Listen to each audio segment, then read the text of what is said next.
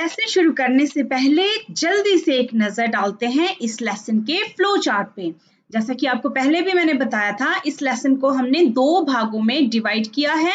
इसके पहले भाग के वीडियो में हमने पढ़ा था विकास की परिभाषा और लक्ष्य, आय और अन्य लक्ष्य, राष्ट्रीय विकास, विकास की तुलना और औसत आय के बारे में। तो आज के इस भाग की वीडियो में हम पढ़ेंगे आय और अन्य मापदंड, विश्व बैंक का मापदंड, यूएनडीपी का मापदंड और विकास की धारणीयता के बारे में।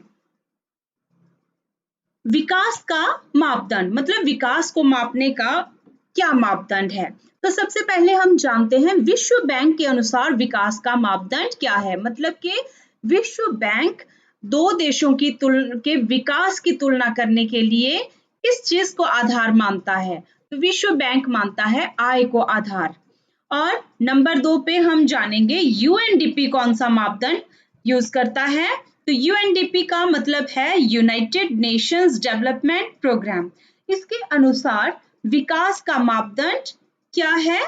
ये जो यूएनडीपी है ये ना सिर्फ आय पर ही विश्वास करता है, बल्कि यूएनडीपी के अनुसार और भी कई ऐसे तथ्य हैं जो विकास की तुलना करने के लिए अति महत्वपूर्ण होते हैं।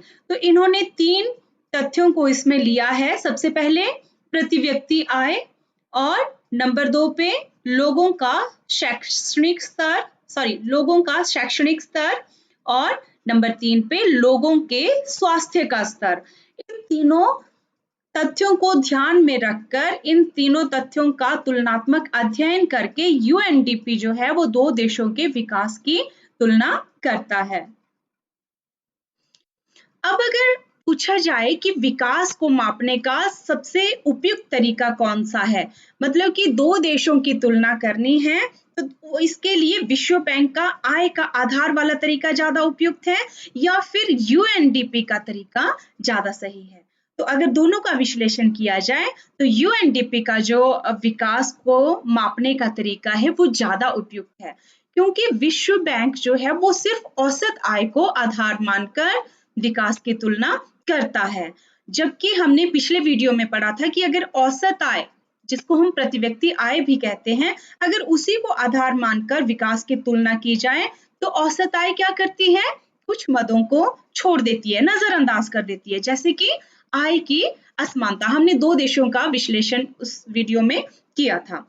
अब यूएनडीपी के तरीके पे अगर ध्यान दिया जाए तो यूएनडीपी जो है वो 3 तथ्यों को लेकर विकास की तुलना करता है, जिसमें प्रति व्यक्ति आय, लोगों का शैक्षणिक स्तर और लोगों का स्वास्थ्य स्तर शामिल है। तो ये तरीका ज्यादा उपयुक्त लगता है, ज्यादा उपयुक्त है। इस चीज को और अधिक सरल ढंग से समझने के लिए हम 2 सारणियों को लेते हैं, इनकी तुलना हम करते हैं।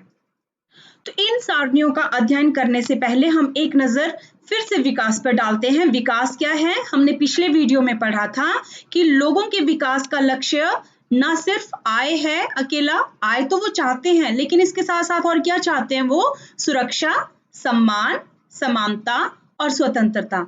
इन सभी चीजों के सम्मिश्रण से हम कह सकते हैं कि किसी व्यक्ति का विकास हो रहा है। अब हम विश्लेषण करते हैं इन तालिकाओं का। इसमें सबसे पहले हम लेते हैं 1.3 तालिका। इसमें चयनित राज्यों की प्रति व्यक्ति आय ली गई है, और आपने अभी पिछली स्लाइड में पढ़ा कि विश्व बैंक प्रति व्यक्ति आय को 2 देशों अथवा राज्यों की तुलना का आधार मानता है। तो इसके अकॉर्डिंग हमने जैसे पंजाब की औसत आय है, औसत मीन्स प्रति व्यक्ति या औसत आय है, वो है 26,000, और केरला की है 22,800, बिहार की है 5700। तो अगर इन तीनों का तुलनात्मक अध्ययन किया जाए तो इसमें नंबर 1 पे कौन है, पंजाब, इसे सबसे विकसित माना जाएगा, और नंबर 2 पे केरला, और नंबर 3 पे बिहार। सबसे कम विकसित राज्य जो है वो इसके अकॉर्डिंग बिहार है। अब नजर डालते हैं तालिका 1.4 पे, और ये जो आंकड़े लिए गए हैं ये आर्थिक सर्वेक्षण 2016-17 से लिए गए हैं। पंजाब, केरला और बिहार के कुछ तुलनात्मक आंकड़ों पे अब नजर डालते हैं। इसमें हमने लिया हुआ है शिशु मृत्यु दर। शिशु मृत्यु दर क्या होती है, 1 वर्ष में जन्मे 1000 बच्चों में जितने बच्चों की मृत्यु हो जाती है उसे शिशु मृत्यु दर कहा जाता है। साक्षरता दर और फिर निवल उपस्थिति अनुपात, मतलब कि 14 और 15 वर्ष की आयु के बच्चों की स्कूल में उपस्थिति।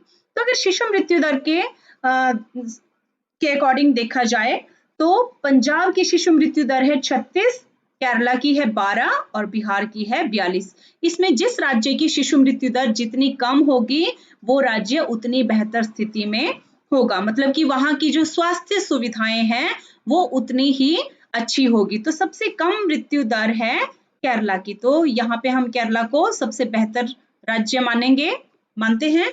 और पंजाब की है 36, उससे बिहार से कम है पंजाब की, तो नंबर 2 पे पंजाब और नंबर 3 पे बिहार। बिहार की शिशु मृत्यु दर सबसे ज्यादा है, मतलब यहाँ पे स्वास्थ्य सुविधाएं इतनी अच्छी नहीं है। अब हम साक्षरता दर पे नजर डालते हैं, तो साक्षरता दर पंजाब में है 70%, केरला में 91 और बिहार में 47। इसमें भी केरल सबसे बेहतर स्थिति में है, फिर पंजाब और फिर बिहार। अब निवल उपस्थिति अनुपात लेते हैं, तो इसमें पंजाब का 61% है, केरला का 63% है और बिहार का 47 है। तो इसके अकॉर्डिंग भी केरला जो है वो बेहतर स्थिति में है, उसके बाद पंजाब है और उसके बाद बिहार। अब अगर इन तीनों मदों का विश्लेषण किया जाए तो नंबर 1 पे जो स्टेट आती है या नंबर 1 पे जिसे हम ज्यादा विकसित कहेंगे वो है केरला और नंबर 2 पे है पंजाब, नंबर 3 पे बिहार। अब अगर इस सारणी के साथ तुलनात्मक अध्ययन किया जाए, इनकी तुलना की जाए, तो इसके अकॉर्डिंग नंबर 1 पे कौन स्टेट है? पंजाब। इसमें हमने प्रति व्यक्ति आय को आधार माना था, जबकि हमने इसमें स्वास्थ्य को, शिक्षा को और फिर जो निवल उपस्थिति है उसको आधार माना है। तो इसके अकॉर्डिंग देखा जाए तो इसमें केरला नंबर 1 पे है और पंजाब दूसरे नंबर पे और बिहार तीसरे नंबर पे। लेकिन इसके अनुसार प्रति व्यक्ति आय के अनुसार पंजाब 1 नंबर पे, केरला दूसरे पे और बिहार तीसरे नंबर पे है। तो इस तरह से जो यूएनडीपी का जो विकास का मापदंड है वो ज्यादा सही है बजाय विश्व बैंक के मापदंड से। अब हम चर्चा करेंगे विकास की धारणीयता के बारे में। तो विकास का मतलब केवल वर्तमान को खुशहाल बनाना ही नहीं होता, बल्कि आने वाली पीढ़ियों के लिए एक बेहतर भविष्य बनाना भी है। और धारणीयता का अर्थ है कि ऐसा विकास करना जो आने वाले कई वर्षों तक निरंतर चलता रहे। यह तभी संभव होता है जब हम संसाधनों का दोहन करने की बजाय उनका विवेकपूर्ण प्रयोग करते हैं, अर्थात हमारी जो आने वाली पीढ़ियां हैं वो भी संसाधनों का अच्छे से लाभ उठा सके। तो उसके लिए जरूरी है कि वर्तमान में संसाधनों का बड़े ही विवेकपूर्ण ढंग से प्रयोग किया जाए, उनका दुरुपयोग न किया जाए। विकास की धारणीयता को समझने के लिए हम भारत में भूमिगत जल का उदाहरण लेते हैं। भारत में सिंचाई के लिए भूमिगत जल जो है वो सर्व प्रमुख स्रोत है। सिंचाई के लिए भूमिगत जल बहुत ही महत्वपूर्ण स्रोत है, क्योंकि सिंचाई का जो हिस्सा है उसमें लगभग 63% भाग जल जो है वो भूमिगत जल से ही प्राप्त होता है। मतलब सिंचाई का जो जल की आवश्यकता होती है सिंचाई के लिए, वो जल की आपूर्ति लगभग 63% भाग की आपूर्ति जो है वो भूमिगत जल से प्राप्त होती है। उसके बाद है 24% जल की आपूर्ति सिंचाई के लिए नहरों से होती है और 11% जल की आपूर्ति अन्य जल स्रोतों से होती है और 2% जल की आपूर्ति जो है वो जल कुंडों से प्राप्त होती है। तो आप देख रहे हैं इस पाई चार्ट में कि एक बहुत बड़े सिंचाई के भाग को जल जो ये भूमिगत जल है ये आपूर्ति प्रदान करता है। भूमिगत जल जो है वो एक नवीकरणीय संसाधन है और फसल और पौधों की तरह इस साधन की भी पुनः पूर्ति प्रकृति ही करती है। लेकिन एक बात यहाँ पे और ध्यान देने वाली है कि यदि जैसे कि भूमिगत जल का यदि बरसात द्वारा पुनः इसकी पूर्ति हो रही है और हम उस पूर्ति से अधिक उस जल का प्रयोग कर रहे हैं, तो इसका मतलब है कि हम इस संसाधन का दुरुपयोग कर रहे हैं।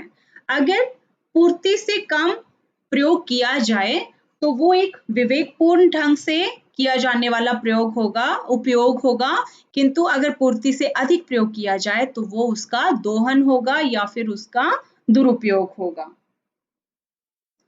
भारत के 300 जिलों से प्राप्त सूचना के अनुसार वहां पिछले 20 सालों में पानी के स्तर में जो भूमिगत जल है उसके स्तर में 4 मीटर से भी अधिक की गिरावट जो है वो दर्ज की गई है।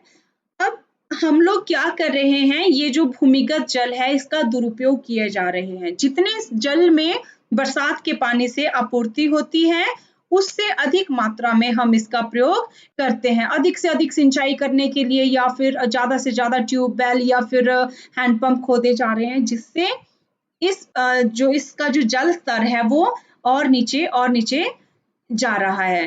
तो 20 वर्षों में ये जो जल स्तर है लगभग 4 मीटर नीचे चला गया है।